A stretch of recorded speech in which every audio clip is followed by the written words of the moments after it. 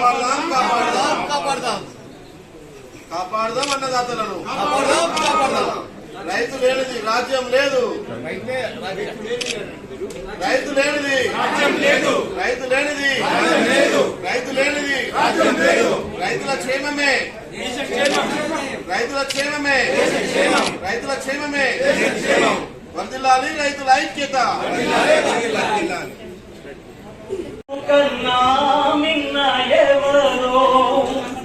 తిండి పెట్టే రైతు నేడు గుండె పగిలి కుములు దూడో దున్ని బువ్వ తీసే. ఈ యొక్క కమిటీ దృష్టికి తీసుకుపోతున్నాము. దీన్ని మన కమిషనర్ దృష్టి కూడా తీసుకుపోయి దీని ఒక తీర్మానం ప్రకారం చేసి రైతుకు నేను ఈ నకిలీ విత్తనాల బారి నుండి కాపాడాలి.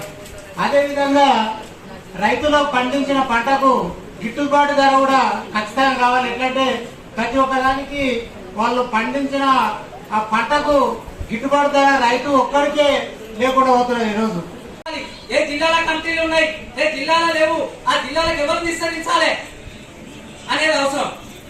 ఇది అవసరం ఉన్నప్పుడు పైనుంచి నాయకత్వం కూడా మరి గైడెన్స్ చేయవలసిన అవసరం ఉంటుంది. మరి ఇవాళ రైతాంగ సమస్యలు అంటే పార్టీలకు లేని సమస్యలు కూడా రైతాంగానికి ఉన్నాయి. పార్టీలు ఎవరితో అయిపోతే మనకు సంబంధం లేదు. ఇవాళ ఈ పార్టీ ఉండొచ్చు, లేదా ఇంకో పార్టీ రావచ్చు. రైతుకి ఏం సంబంధం? రైతుకు కావాలి న్యాయం, పండించిన పంటకు కావాలి గిట్టుబడతారా, సామాన్య సిఫారసులను అమలు చేయాలి రైతుకు. ఇంతే కదా నిదానం.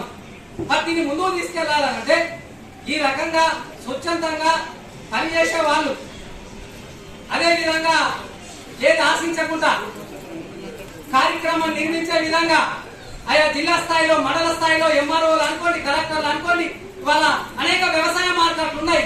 చాలా వ్యవసాయ మార్కెట్లు అనేకమైన అటువంటి అక్రమాలు జరుగుతున్నాయి. ఇవాళ పత్తి తూకం ఎత్తే ఒక మిల్లర్ దగ్గర వెహికల్ తీసుకపోతే సపోజ్ 20 క్వింటాల పత్తి కాట పెట్టిందంటే 70 కిలోలు, 60 కిలోలు, 50 కిలోలు ఇలా తాళం తీస్తున్నారు. ఎండ కట్టాలి, వాళ్ళని ఖచ్చితంగా సస్పెండ్ చేసేదాకా ఇబ్బంది పడాలి. ఇదంతా వెల్లదీయవలసిన అవసరం ఉంటుంది. టిఫిన్లు, ఇక్కడ ఉన్నటువంటి ఖర్చు ఇది వెల్లదీయాలి. అంటే ఈ పరిస్థితి మనం రాష్ట్ర స్థాయి నుంచి మొదలుకుంటే గ్రామ స్థాయి వరకు కూడా దీన్ని ఓపికగా మనం సంఘాన్ని కూర్చుకుపోయే విధంగానే సంఘాన్ని బలోపేతం చేసే విధంగా చూడాలని ఈ సందర్భంగా మీ అందరినీ కోరుకుంటూ మా తెలంగాణ రైతు సంఘం తరఫున, అంటే నేను ఎందుకు అంటున్నానంటే మేము మా సంఘం తరఫున కార్యక్రమం చేసినప్పుడు గెస్ట్ గా సాధ్యం తీసుకుంటాం. ఎల్ఐసి ఇన్సూరెన్స్ సౌకర్యాన్ని తీసుకొచ్చింది రైతులకు.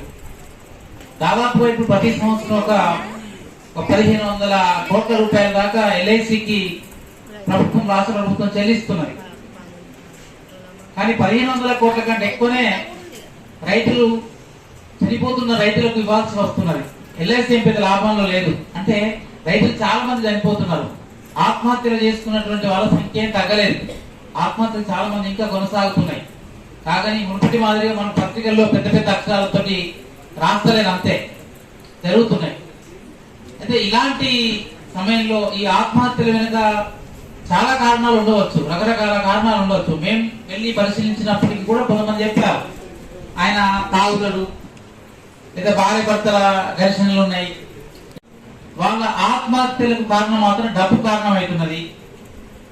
ఈ డబ్బు ఎందుకు కారణమవుతుందంటే వ్యవసాయంలో లేదా వాళ్ళు చేస్తున్నటువంటి పనిలో నష్టపోవడం వల్ల జరుగుతున్నది. వాళ్ళ ఆత్మహత్య చేసుకుంటున్నది మాత్రం స్థూలంగా వాళ్ళ ఆర్థిక సమస్య, వ్యవసాయం వృత్తిలో ఉన్నటువంటి వాళ్ళ వల్ల సమస్య ఎంత చనిపోతున్నారు వీళ్ళందరూ కూడా. వల్ల వాళ్ళకు పూర్తి స్థాయిలో చదువులు తెలియకపోవడం వల్ల కూడా పట్టాలు చేయించుకోలేకపోవడం దీనికి కారణంగా ఉన్నది. కాబట్టి ఈ కేంద్ర రాష్ట్ర ప్రభుత్వాలు ఏవైతే ప్రవేశపెడుతున్నటువంటి పథకాలు వాళ్ళకి అందడం లేదు. కనీసం వాళ్ళ ఆధీనంలో ఉన్నటువంటి భూములకు హక్కు పత్రాలు ఇప్పించాలని చెప్పేసి ఈ సందర్భంగా తమని కోరుతా ఉన్నాం. ఇది జటిలమైన సమస్యగా మరి తీసుకోవాలి. ఎందుకంటే ఇది ఒక 12-13 లక్షల మంది జనాభా సమస్య. ఎందుకంటే స్వదేశంలో వారు పరాయి దేశస్తులుగా కూడా నివసిస్తున్నటువంటి సందర్భం. కాబట్టి ఇది ప్రభుత్వాలు, పాలకులు మనలాంటి రైతు సంఘాల నాయకులు, ప్రజా సంఘాల నాయకులు ప్రతి ఒక్కరు ఈ యొక్క అంశాన్ని పరిగణలోకి తీసుకుని వారికి ఏదైనా ప్రత్యామ్నాయం చూపెట్టాలని చెప్పేసి సందర్భంగా కోరుతూ